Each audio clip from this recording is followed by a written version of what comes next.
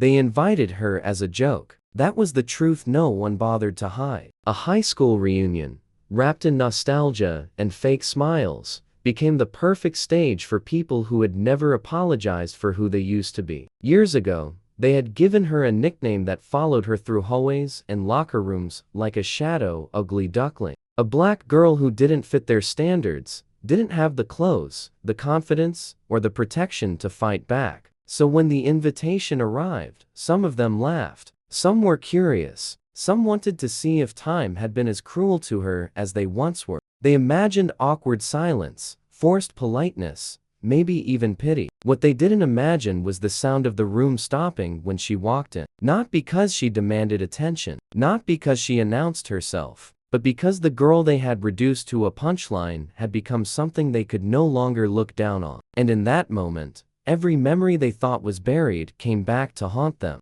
High school reunions are strange mirrors. They don't just reflect who people became, they expose who they never stopped being. For her, the invitation reopened a chapter she had worked hard to close. She remembered the jokes whispered just loud enough to hear, the stares that lingered too long, the way teachers looked past her pain because it was easier not to see it. Growing up black in a space that measured beauty, worth, and potential by narrow rules, she learned early how silence could be louder than cruelty. She learned how to disappear in plain sight. After graduation, she didn't look back. She rebuilt herself far away from those hallways, not with revenge in mind, but with survival as the goal. Discipline replaced doubt. Confidence grew slowly rather than borrowed. She found her strength not in being seen, but in knowing who she was when no one was watching. So when she decided to attend the reunion, it wasn't to prove anything. It was closure.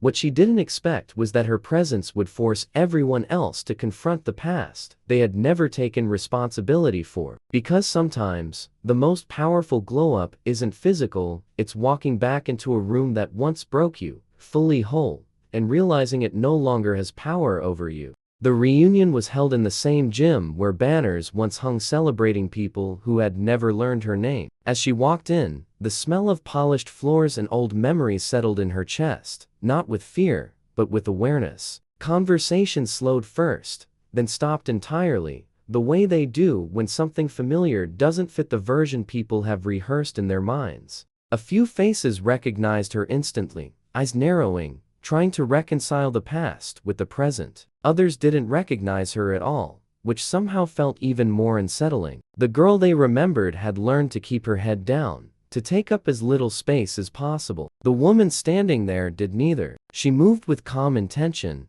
her posture relaxed, her expression neutral, not seeking validation or confrontation. Years ago, walking into that room would have felt like stepping back into a storm. Now, it felt like walking through a place that no longer belonged to her past. Whispers began almost immediately. Names were exchanged in hushed tones. Someone pulled up an old yearbook photo on their phone, comparing it to the woman standing near the entrance as if proof was required. A former cheerleader laughed too loudly and said she must be someone's +1, unable to imagine another explanation. A man who once mocked her hair leaned toward his friends, shaking his head in disbelief, as if her transformation were a personal betrayal. None of them approached her at first. They watched from a distance, uncomfortable, because power had shifted in a way they couldn't control. She noticed them noticing her, and instead of shrinking, she allowed herself to exist fully in the moment. This time, she wasn't waiting to be accepted.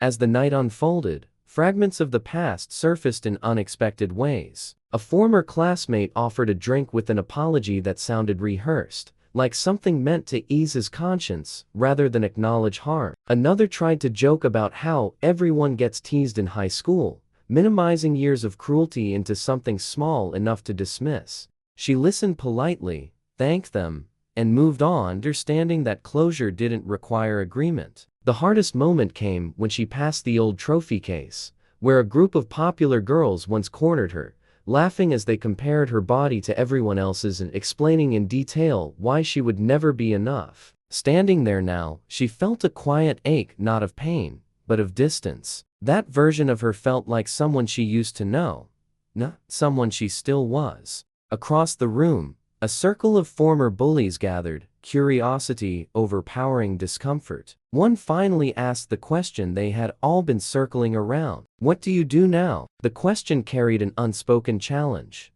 a hope that her success would feel smaller once spoken aloud.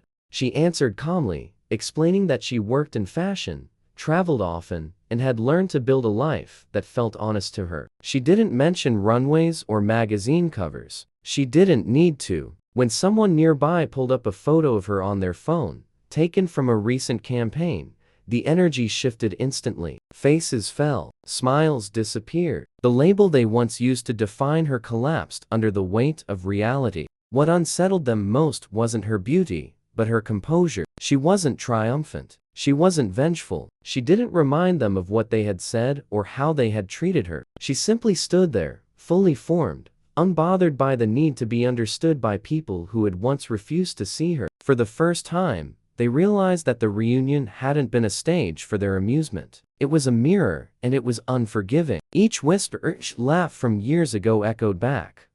Not through confrontation, but through contrast. Later that evening, as music played and people attempted to reclaim a sense of normalcy, a woman who had once been the loudest voice against her approached quietly. There were no jokes this time, no audience. Just a soft apology, spoken without excuses. She listened, nodded once, and accepted it not because it erased the past, but because it no longer controlled her. That moment mattered more than any public recognition. It marked the final shift from survival to freedom. As the night came to a close, she stepped outside for air, the noise fading behind her. She looked back at the building that had once held so much power over her sense of self, and felt nothing but gratitude for the distance she had traveled. She hadn't returned to prove them wrong. She had returned to prove herself whole. Inside, the reunion continued, but its meaning had already changed. The people who once defined her by cruelty were left confronting something far more difficult than her success. The realization that they had been wrong, and that their judgment had shaped nothing but their own reflection. When the night finally ended, she left the reunion the same way she arrived, quietly, confidently, and without needing anyone's approval. The building that once echoed with laughter at her expense no longer held any power over her future. The truth was simple and unshakable. The glow-up wasn't just in how she looked, but in who she became when no one believed in her. The people who once defined her by cruelty were left with an uncomfortable lesson about time, growth, and accountability, while she carried forward with a life built on resilience rather than resentment. Stories like this remind us that transformation isn't about revenge or proving others wrong. It's about reclaiming your worth and refusing to let the past write your ending. If this story moved you, challenged you, or made you reflect on how easily we judge others, take a moment to support the channel. Subscribe for more real, powerful stories about resilience, justice, and quiet strength, because the next story might sound familiar, or it might change the way you see someone you've been overlooking all along.